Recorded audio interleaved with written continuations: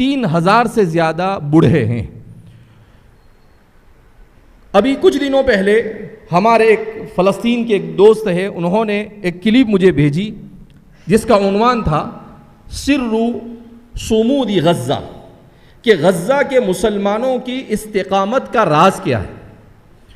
وہ 15 منٹ کی تھی اور انہوں نے مجھے فون کیا اور کہا کہ برائے کرم آپ اس کو ایک مرتبہ ضرور ملاحظہ فرمائیں۔ میں نے اسے دیکھا تو متعدد بار میری آنکھوں سے آنسو جاری ہو گئے۔ اس میں انہوں نے بتایا کہ سرزمین غزہ العزہ میں صورتحال ایسی ہے کہ ان کے پاس 20 لاکھ سے زیادہ لوگوں کے پاس پینے کے لیے پانی نہیں، کھانے کے لیے کھانا نہیں، سونے کے لیے چھت نہیں، کوئی چیز ان کے پاس نہیں ہے۔ مگر تعجب اس بات پر ہوتا ہے کہ ایسے بدترین حالات میں بھی جب ان کے بچے، بوڑھے، مرد، جوان کسی کو بھی جا کر کوئی پوچھتا ہے آپ کیسے ہو تو ان کی زبان سے ایک ہی جملہ نکلتا ہے الحمدللہ۔ تو سوال پیدا ہوتا ہے کہ آخر ان کا ایمان اتنا مضبوط کیوں اور اس کے پیچھے کیا راز ہے؟ تو اس نوجوان نے بتایا کہ آج سے تقریباً 30 سال پہلے وہاں کے علماء کی ایک جماعت نے یہ فیصلہ کیا کہ ہم کو دشمن کے مقابلے میں کامیاب ہونے کے لیے اپنی اولاد کی صحیح تربیت کرنا ضروری ہے، تو ہمیں کیا کرنا چاہیے؟ تو انہوں نے یہ پروگرام بنایا کہ اگلے 10 سال میں یہاں پر یعنی سرزمین غزہ اور فلسطین کے ہر گھر میں کم از کم ایک بچہ حافظ ہونا چاہیے۔ اور پھر وہ پروگرام انہوں نے شروع کیا۔ تو فرماتے ہیں کہ 10 سال سے کم عرصے میں وہاں کے 50% سے زیادہ بوڑھے، مرد اور عورت قرآن کریم کی حفظ کی برکت سے مالا مال ہوئے۔ کہا اس وقت صورتحال یہ ہے کہ قرآن کریم کے پڑھنے، پڑھانے اور سمجھنے سمجھانے کے 20 لاکھ کی آبادی میں 1150 مراکز ہے اور 9,000 سے زیادہ قرآن کریم کے حلقات لگتے ہیں جس میں قرآن کریم کو حفظ کروایا جاتا ہے۔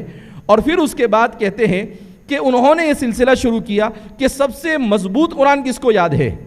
تو ہر مہینے اور ہر 15 دن میں وہ ایک بیٹھک میں قرآن سنانے کا نظام بناتے ہیں جس میں بوڑھے، بچے، مرد اور عورت ہر طرح کے لوگ شریک ہوتے ہیں۔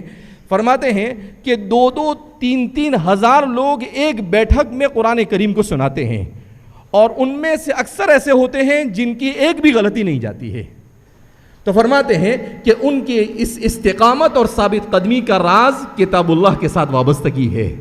تو ہم قرآن کریم کے مسابقے کی اس مناسبت سے ہمیں بھی یہی عہد کرنا چاہیے کہ ہم فتنوں کی جس دور سے گزر رہے ہیں اس دور میں اگر ہم امت کے ایمان کو مضبوط کرنا چاہتے ہیں تو ہمیں امت کو کتاب اللہ سے وابستہ کرنا ہوگا۔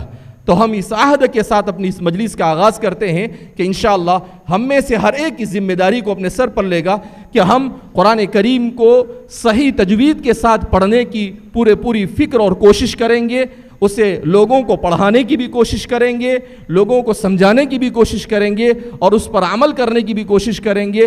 اس میں اخیر میں ایک بات عجیب لکھی، کہا انہوں نے صرف اہل غزہ کے قرآن کریم کے اوپر ہی محنت کو محدود نہیں کیا بلکہ اس کے بعد انہوں نے آن لائن قرآن کریم کے حفظ کا سلسلہ شروع کیا۔ تو 22 ملکوں کے 60,000 لوگوں نے پچھلے 5 سے 7 سال میں اہل غزہ کے ہاتھ پر قرآن کریم کو حفظ کیا ہے۔ بہرحال تو کہنے کا مطلب یہ ہے، اخیر میں اس نے کہا کہ اگر غزہ کو کوئی ٹائٹل دیا جائے تو ایک ہی بات کہی جا سکتی ہے، انہا مدینۃ القرآنی، کہ غزہ نام ہے مدینۃ القرآن کا، قرآنی شہر کا۔ اللہ رب العزت ہم سب کو بھی اسی طریقے سے قرآن کے ساتھ وابستگی نصیب فرمائے اور اللہ رب العزت ہمارے اس جمع ہونے کو قبول فرمائے اور ہم سب سے راضی ہو جائے، ایسے اعمال کی توفیق مرحمت فرمائے۔ والسلام علیکم۔